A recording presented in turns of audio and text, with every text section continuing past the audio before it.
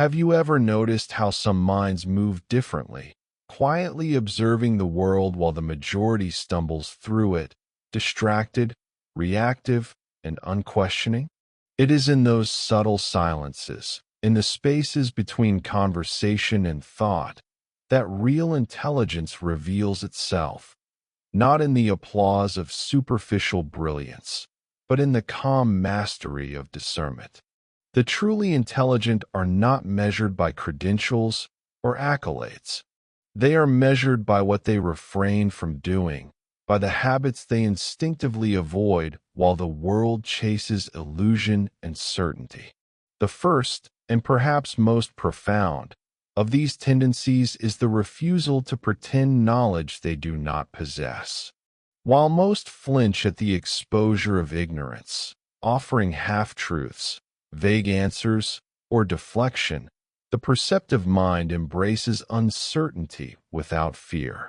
To admit, "I do not know," or to defer judgment until understanding is achieved, is not weakness. It is an alignment with reality itself. This is intellectual humility, a deliberate surrender of ego in favor of truth. They recognize that the concealment of ignorance invites folly, whereas transparency fosters clarity. In the quiet acknowledgement of what they do not understand, they find a freedom that the uninformed cannot grasp, a space where curiosity thrives and the pursuit of knowledge becomes a disciplined art. Closely tied to this is a profound distaste for meaningless conflict. The intelligent do not argue to dominate. They argue to understand. When confronted with disputes fueled by ego, they recognize the futility and redirect their energy elsewhere. They distinguish between the productive conversation that expands insight and the shallow sparring that merely gratifies insecurity. For them, words are not weapons, but instruments of inquiry. They engage only when there is potential for discovery, for transformation, not for the hollow satisfaction of winning an argument. And yet, their relationship with knowledge itself is layered and intricate. In an age awash with information, superficial exposure is mistaken for comprehension. The truly intelligent inhabit a different temporal rhythm. They discern the gap between acquaintance and mastery, between observing a phenomenon and internalizing its essence.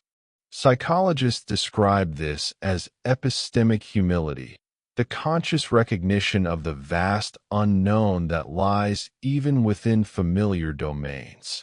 They approach every field not with arrogance, but with reverence, understanding that real expertise demands time, focus, and the labor of meticulous engagement. They remain perpetual students, never complacent, never claiming arrival.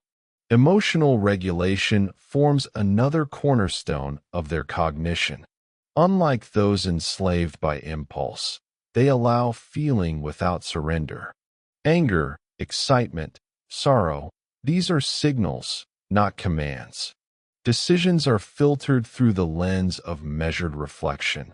Will this choice bear the same significance tomorrow, next week, a year from now? This capacity to separate immediate emotion from deliberate action is neither detachment nor cold calculation. It is wisdom incarnate. They navigate the flux of feeling with patience, understanding that clarity emerges not in the fire of the moment, but in the calm of considered thought. Equally crucial is the intentionality with which they curate their associations. Comfort and agreement may soothe the majority, but the perceptive mind seeks challenge. They welcome interlocutors who question, critique, and illuminate blind spots. In the echo chambers of affirmation, growth stagnates. Intelligence is forged not in harmony, but in the friction of conflicting ideas. Carol Dweck's concept of the growth mindset captures this perfectly. The intelligent mind believes in development through effort and insight, not in safeguarding a fragile ego. Surrounding themselves with perspectives that unsettle rather than comfort, they construct an environment of perpetual cognitive elevation. And yet, perhaps the most unrecognized distinction lies in their mastery of attention and action. In a culture obsessed with busyness, they perceive the illusion. Motion is not progress. Activity is not achievement. To spend energy indiscriminately is to squander potential. Peter Drucker's distinction between efficiency and effectiveness is their guiding principle. Doing the right things matters more than doing everything. They focus ruthlessly on high-impact pursuits, allowing stillness, reflection, and unstructured time to nourish insight, creativity, and sustainable performance. In this, they preserve their mental and emotional resources, refusing the false currency of superficial engagement. What emerges from the synthesis of these behaviors is a mind both formidable and restrained, capable yet measured, socially aware yet independent. They are not performers seeking validation, but observers and architects of understanding. Their intelligence is not performative, it is structural. It manifests as accuracy, discernment, emotional depth, and strategic foresight.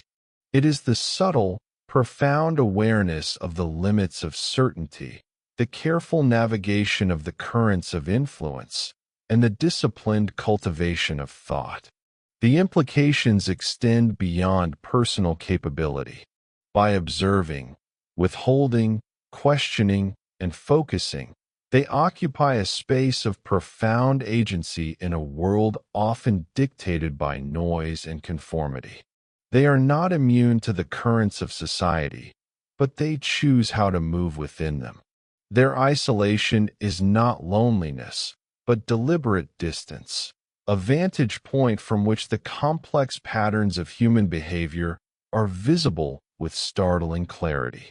If you have recognized fragments of yourself in these observations, it is worth considering what it means to cultivate such intelligence consciously, to allow curiosity to guide without pretense, to seek depth rather than affirmation, to let emotional intelligence mediate action without succumbing to impulse.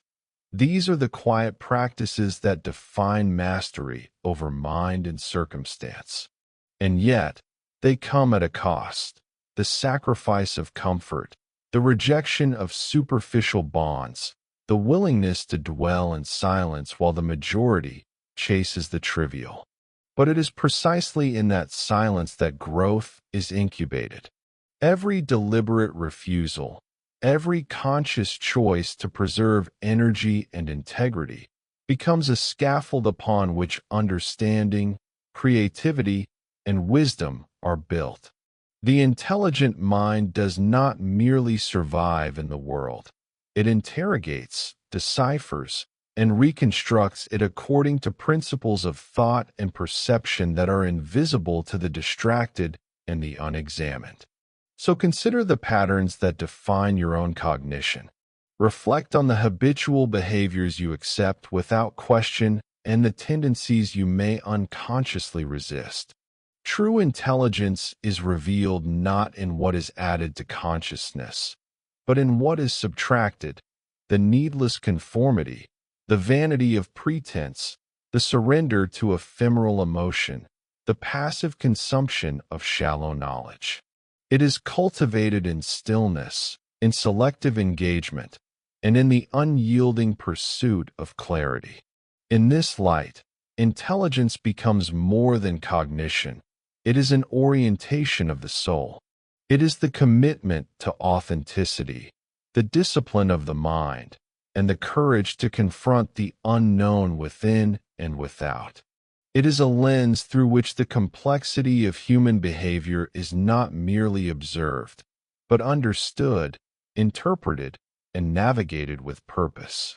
Pause for a moment and imagine the trajectory of a life informed by these principles. A life in which decisions are deliberate, conversations are meaningful, and attention is reserved for what truly matters. A life in which isolation is a laboratory rather than a prison, and learning is an endless expedition rather than a checklist. In that life, intelligence is inseparable from wisdom, and wisdom becomes a quiet form of sovereignty. If you found resonance in this reflection, consider the subtle power of observation itself. Like, subscribe, and allow yourself to linger here with Beyond the Twist, where thought is explored, the mind is dissected, and the contours of human behavior are illuminated. In the patient pursuit of understanding, you are not simply a viewer. You become a participant in the cultivation of perception itself, stepping slowly into a space where clarity, depth, and insight are the only currency that matters.